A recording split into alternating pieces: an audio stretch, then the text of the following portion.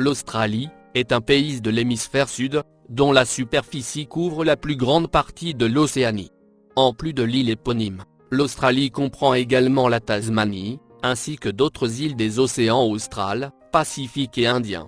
Les nations voisines comprennent notamment l'Indonésie, le Timor oriental, et la Papouasie-Nouvelle-Guinée, au nord, les îles Salomon, le Vanuatu, et le territoire français de Nouvelle-Calédonie, au nord-est, la Nouvelle-Zélande au sud-est, ainsi que le territoire français des îles Kerguelen, à l'ouest des îles australiennes Ian et McDonald. Peuplée depuis plus de 50 000 ans par les aborigènes, l'île-continent d'Australie est visitée de manière sporadique, notamment par des pêcheurs venus du nord, puis par des marins néerlandais. À partir du XVIIe siècle, explorateurs et marchands européens reconnaîtront les côtes, mais ce n'est qu'en 1770 que la moitié orientale de l'île est officiellement revendiquée par la Grande-Bretagne, et le 26 janvier 1788, jour de la fête nationale australienne, qu'est fondée la colonie pénitentiaire de Nouvelle-Galles du Sud. 5 autres colonies largement autonomes sont fondées dans le courant du XIXe siècle, à mesure que la population augmente et que de nouveaux territoires sont explorés. Le 1er janvier 1901, les 6 colonies se fédèrent et forment le Commonwealth d'Australie. Depuis son indépendance, l'Australie conserve un système politique stable de type démocratie libérale, et reste une monarchie parlementaire, membre du Commonwealth des Nations. La langue nationale est l'anglais, et la monnaie le dollar australien. Sa capitale est Canberra, située dans le territoire de la capitale australienne. Sa population, estimée à 25 200 000 habitants en décembre 2018, est principalement concentrée dans les grandes villes côtières de Sydney, Melbourne, Brisbane, Perth et Adélaïde. De surcroît, avec un PIB nominal de 1 379 milliards de dollars américains, l'État se place comme 13e puissance économique mondiale en 2017. Depuis l'an 2000, l'Australie est classée par le PNUD, deuxième pays le plus développé au monde, après la Norvège. En 2015, le pays est le 7e émetteur de gaz à effet de serre, par habitant. L'émeu est l'oiseau national de l'Australie, et le kangourou est l'animal national. Le pays compte plus de 500 parcs nationaux, record dans le monde.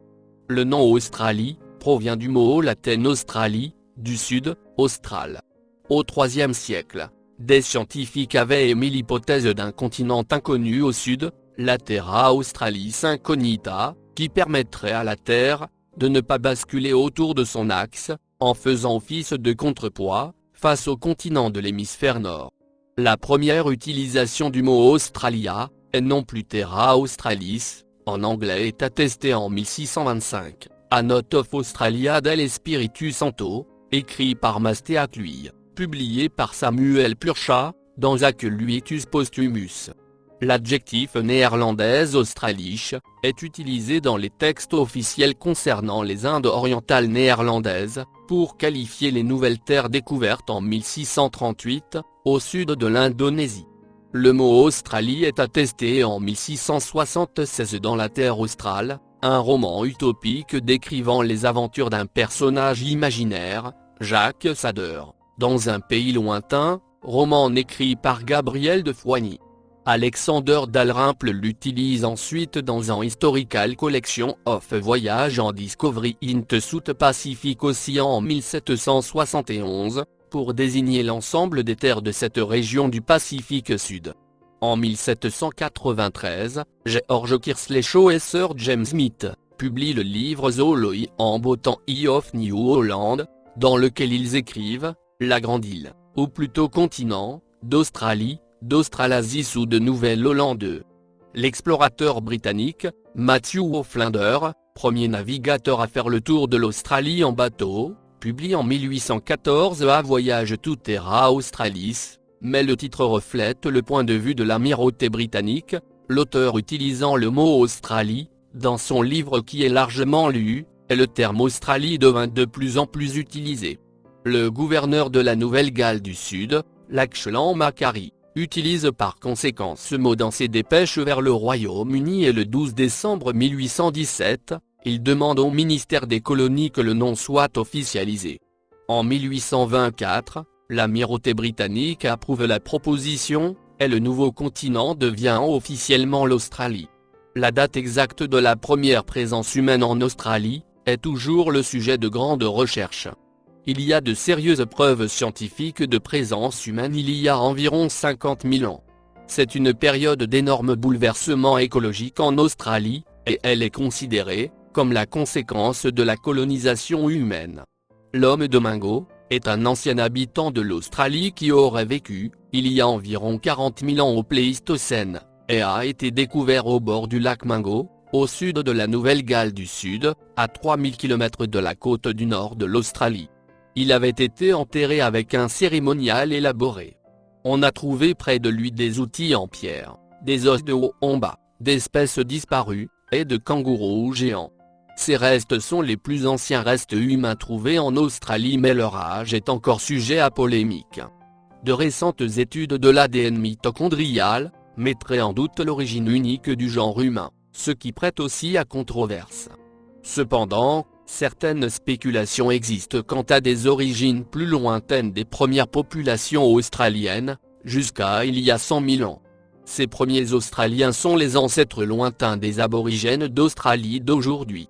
Ils seraient arrivés via des ponts terrestres apparus avec la glaciation de Wurmel, la traversée de mer assez grande en Asie du Sud-Est. À partir de l'ADN mitochondrial, une reconstitution des grandes migrations humaines de la préhistoire date l'arrivée d'Homo sapiens en Australie, à il y a 70 000 ans. Il existe de nombreuses espèces de plantes et animaux communs à l'Australie, la Papouasie-Nouvelle-Guinée, et quelques îles indonésiennes, ce qui laisse à penser qu'il devait exister des ponts terrestres entre ces pays. Ils se seraient fermés lorsque les mers sont montées. La fin de la période glaciaire a alors isolé la Nouvelle-Guinée et la Tasmanie du continent, et les aborigènes australiens ont commencé une longue période d'isolement, sans influence extérieure. Les peuples d'Australie, et de l'archipel indonésien, dont les habitants étaient depuis longtemps, d'entreprenants marins et commerçants, ont développé des échanges entre eux. Des marins du sud de Célèbes, en Indonésie venaient sur les côtes nord de l'Australie, qu'ils appelaient Maraj, pêcher l'holothurie. En 1788, l'Australie était peuplée d'environ 250 tribus, couvrant tout le continent, chacune d'entre elles ayant sa propre langue, ses lois et ses frontières tribales. Avec une population totale estimée à 350 000 personnes, ils représentent la plus ancienne culture existant sur Terre. Ces populations avaient une mythologie commune, appelée le temps du rêve, Jukurpa, en langue anahu, ou le rêve. Le temps du rêve explique les origines du monde, de l'Australie et de ses habitants. Selon cette tradition, des créatures géantes, comme le serpent arc-en-ciel, sont sorties de la terre, de la mer et du ciel et ont créé la vie et les paysages. Leurs corps géants ont formé les sols, créé les fleuves, et les chaînes de montagnes, et leurs esprits sont restés dans la terre, la rendant ainsi sacrée au peuple indigène. L'art indigène australien est l'une des traditions les plus anciennes du monde. Les formes d'art indigène les plus anciennes sont des peintures et des gravures dont certains remontent à 30 000 ans. La musique traditionnelle était principalement chantée, mais les aborigènes pouvaient utiliser des instruments musicaux comme des didgeridoos en accompagnement. Le passe-temps le plus célèbre des aborigènes d'Australie est la pratique sportive du boomerang, un objet bipale, rigide et plat, coudé ou angulaire, doté de profils déterminés, qui, lancé à la main d'une certaine façon, vole en tournoyant sur lui-même. Ces créations indigènes d'origine antique demeurent des symboles de la nation australienne, à l'heure actuelle. Terra Australis Incognita. Pendant des siècles, les Européens présument l'existence d'une grande terre méridionale. Le premier Européen à visiter l'Australie pourrait avoir été l'explorateur portugais Cristóvão de Mendonça, en 1522, et quelques historiens ont proposé la théorie de la découverte de l'Australie par les Portugais. Il semblerait que Cristóvão de Mendonça ait utilisé, en 1522, un des planisphères du cartographe allemand, Johann Schöner. En effet, celui-ci réalise en 1515, un globe terrestre représentant dans l'hémisphère austral, une terre aux dimensions imposantes et reprenant les contours de l'Australie.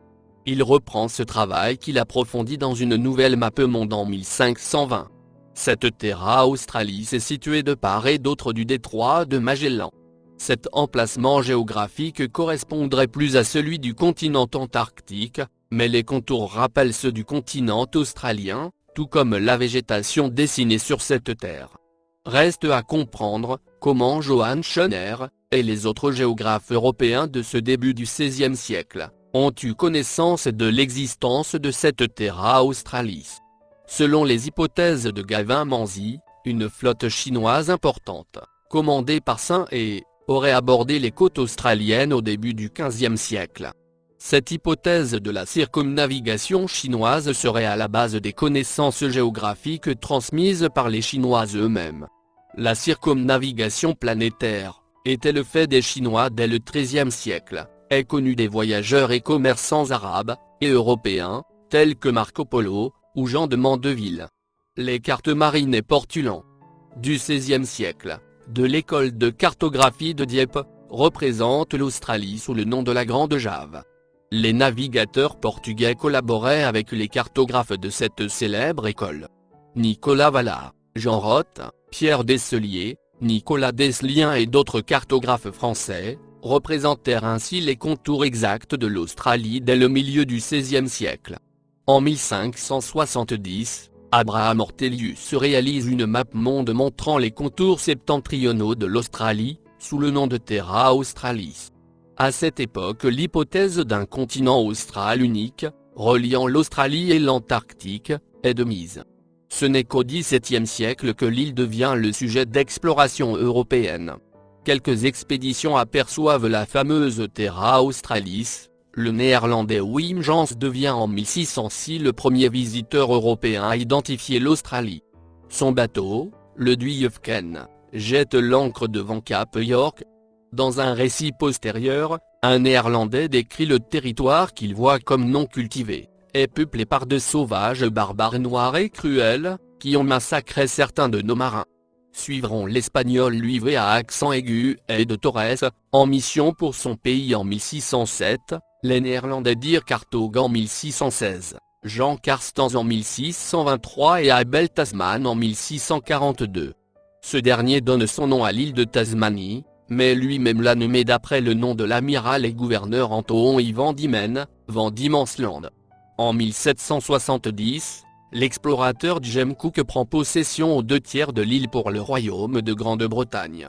Environ 150 ans avant l'arrivée des colons britanniques à Botany Bay, des marins néerlandais deviennent les premiers habitants européens d'Australie, quand leur bateau, le Batavia, se brise sur des îlots coralliens de l'Australie occidentale en 1629.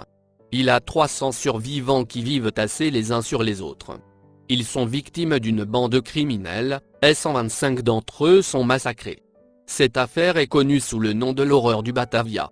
En 1644, le cartographe français Melchizedek Stévenot réalise une carte représentant, avec détail, la côte occidentale de l'Australie qu'il nomme Nova Hollandia.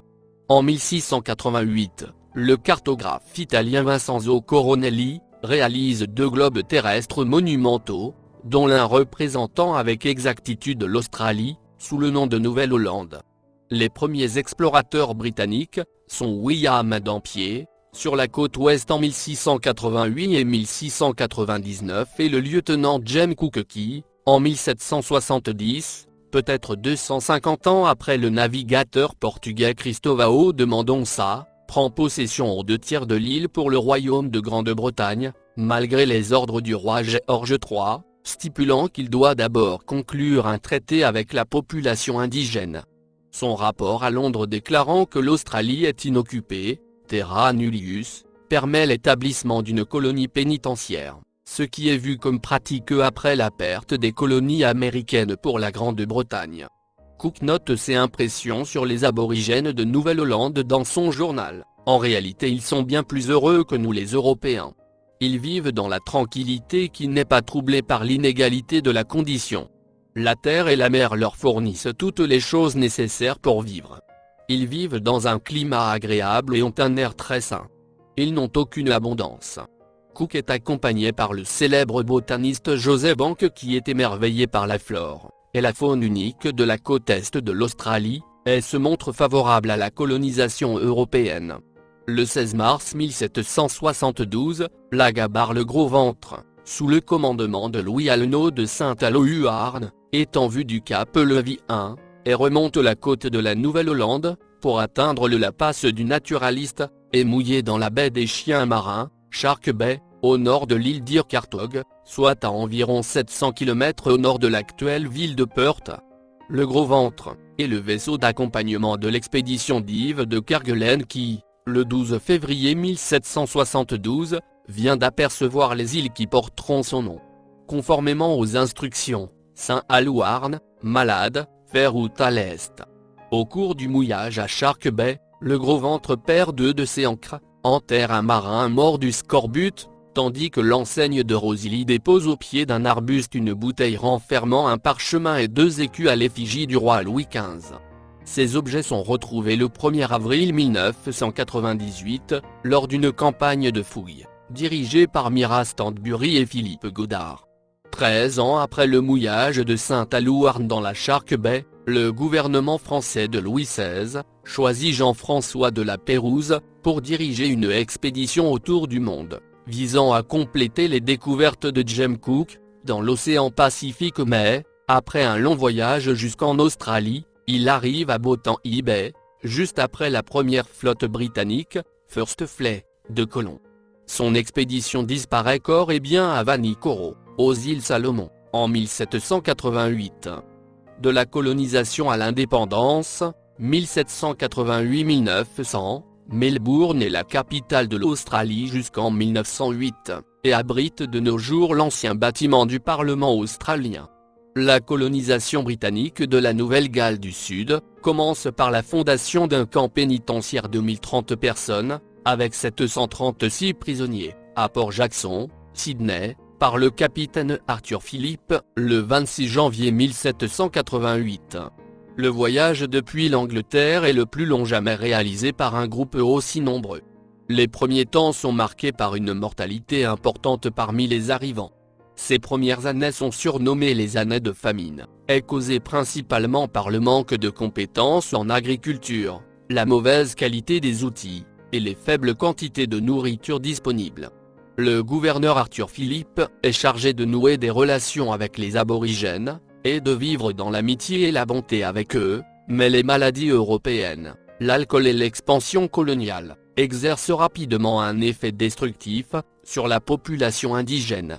Bennelong, 1764-1813, un aborigène Eora de Sydney, enlevé par les colons et qui sert de premier intermédiaire entre colons britanniques et aborigènes, devient avec l'un de ses compagnons les premiers Australiens à voyager en Europe. Il y a des autres médiateurs, comme Bingard, qui accompagne Matthew O'Flinder lors de son premier voyage autour de l'Australie en 1803. Il existe également des résistants militants comme Pumulvui, en 1790, tue un colon, qu'il accuse d'avoir assassiné des aborigènes. À partir de 1792, il mène des attaques répétées contre des colons.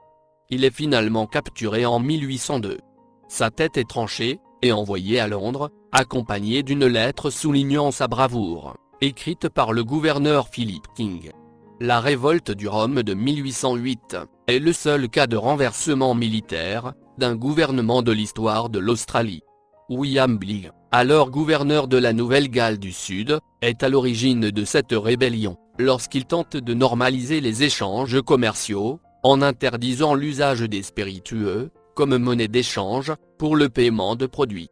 Le New South Wales corps d'infanterie installé dans la région, impliqué dans ce commerce, n'accepte pas son interférence. La querelle dégénère en rébellion militaire.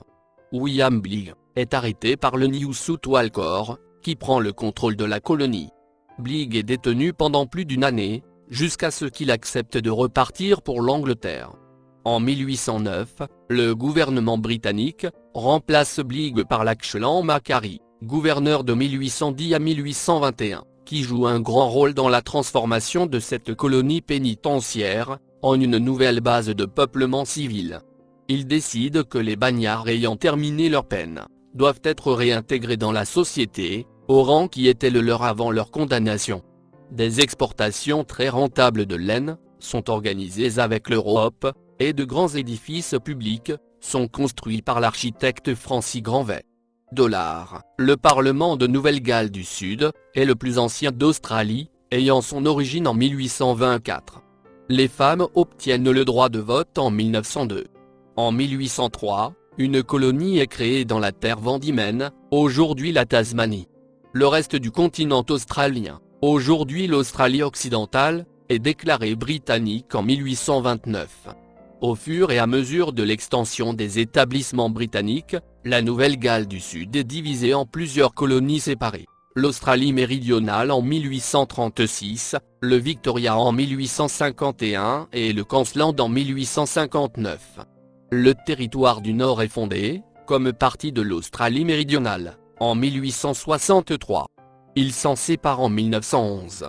L'Australie méridionale, l'Australie occidentale et le Victoria furent créés comme des colonies libres, free colonies, c'est-à-dire comme des colonies ne recevant pas de prisonniers britanniques, mais assez rapidement les deux dernières en acceptèrent, trouvant ainsi une main-d'œuvre bon marché pour mettre le pays en valeur. 54.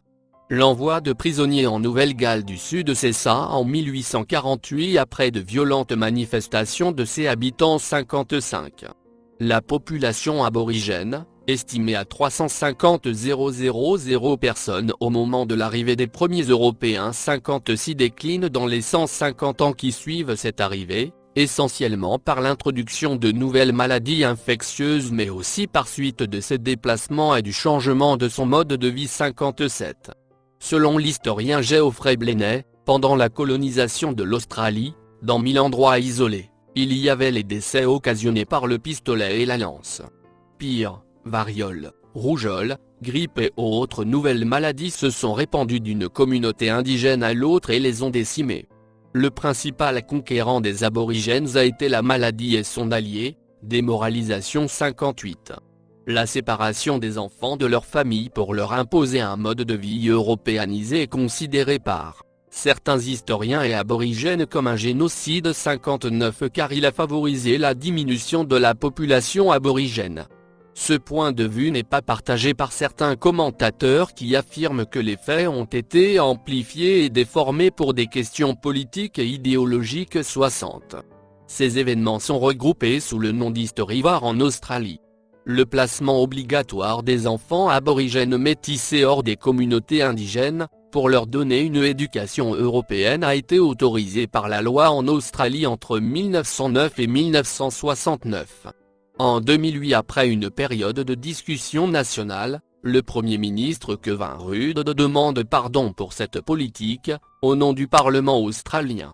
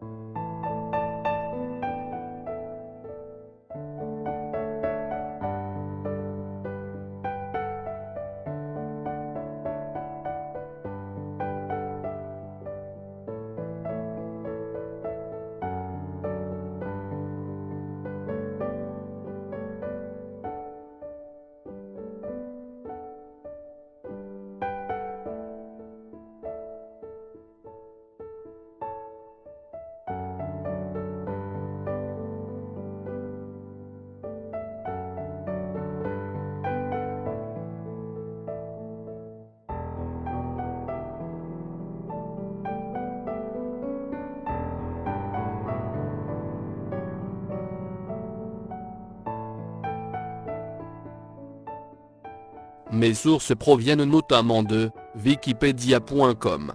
Les images produites proviennent soit de la toile, soit de mes collections personnelles. Ce texte est interprété par Mathieu, ma petite voix de synthèse préférée, grâce à Text Speaker, de la société d'Ezquechar.